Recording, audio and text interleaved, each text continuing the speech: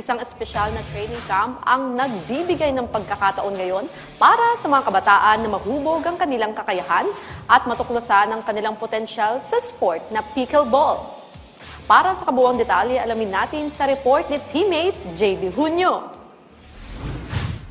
Mula sa personal na inspirasyon, nabuo ang isang programa na ngayon ay nagsisilbing plataforma para sa mga young pickleball athletes. Ito ang Batang Pickleball Elite Camp 2026 na ginanap sa Tela Park, Las Piñas City. Sa naging panayam ng PTV Sports sa pickleball ambassador na si Rodel Chu, nagsimula ang lahat matapos niyang makitang hindi nabigyan ng pagkakataon ang kanyang anak na makapaglaro sa varsity team, kaya siya mismo ang naghanap ng paraan upang maipagpatuloy ito.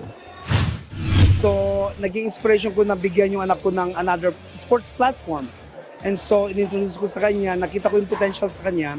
And so, we started to develop yung skill sets niya. And dahil umuwi ako ng Pilipinas parate, dinala ko yung pickleball dito sa Pilipinas back in 2019. And so, 2025, we brought the program to the first edition of this sa Coronadal City. And so, a friend of mine, na taga Las Piñas, si Jojo Senga, sabi niya, bakit puro Mindanao ka? Bakit puro Visayas ka? Why not sa Manila naman? And so, sabi ko, hintayin mo. There will come a time, and this is the time, na magkakaroon tayo ng batang pickleball dyan sa area mo. And the Lord has opened the way na madala namin yung pickleball elite camp dito sa Manila area.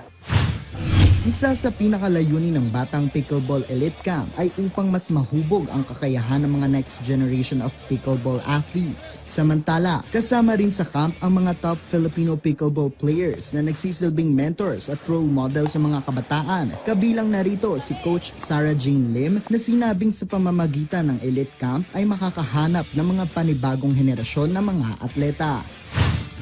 Oh, 100%. I mean, it's not just about them getting better, but it's also letting the Philippines know that we're investing in the next generation. And when that news gets out, edi more people will do that as well. So, edi the more the younger generation picks it up, mas may future tayo to look forward to. Ipinahayag rin ni Coach Jake Hernani na nagmula pa sa Davao City kasama ang kanyang buong pamilya na isa sa mga goal ng Batang Pickleball ay ang athlete development kung saan makikita ang unti-unting pag-improve ng mga youth athletes. Isa sa emphasis kasi namin is athlete development.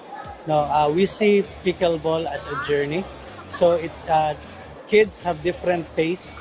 No, yung iba talagang magaling, yung iba naman sakto lang. But what we want to really promote is to enjoy pickleball, lalo na when we say that it's not just for being competitive, but also for fitness, no? So it's for all ages, and as you can see, kaming family, we're into it, no? What we're having right now is actually we're enjoying the journey.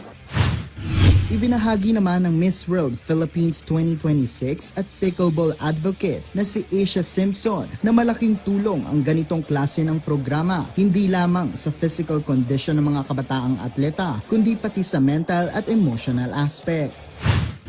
For me, pickleball and sports in general is very important for not only our health, because it helps you physically, mentally, and emotionally. You know, physically with the exercise, getting your blood pumping and your heart moving, not only cardiovascular, but also there's so much exercise involved. And then mentally, there's so many rules in pickleball especially, so it really keeps your mind sharp, it helps you learn the rules, and then also like mentally, emotionally, physically, teamwork is a big thing in pickleball because you have to have a teammate, you're competing against two other people, so you really have to learn how to deal with different types of personalities, different types of players, so it also helps shape your character as well.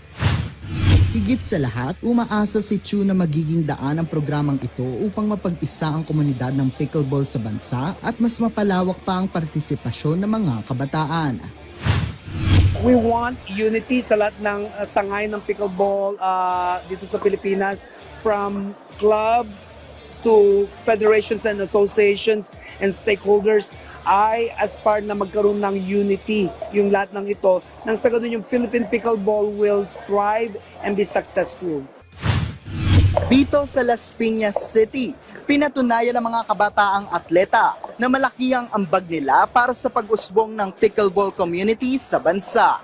JB Junio para sa Atletang Pilipino, para sa Bagong Pilipinas.